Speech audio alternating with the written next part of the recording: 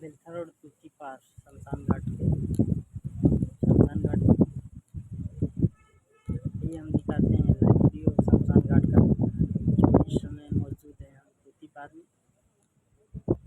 और हमारी बहन की सास आज सुबह में निधन हो गया। अभी लास्ट में उनका हम संस्कार करने आए हैं, दिखा रहे हैं आपको लाइव वीडियो। आप सब बने रहिए और अच्छा लगे तो कमेंट कीजिए, हमारे चैनल पे बने रहिए, लाइक कीजिए, कमेंट कीजिए, सब्सक्राइब करना।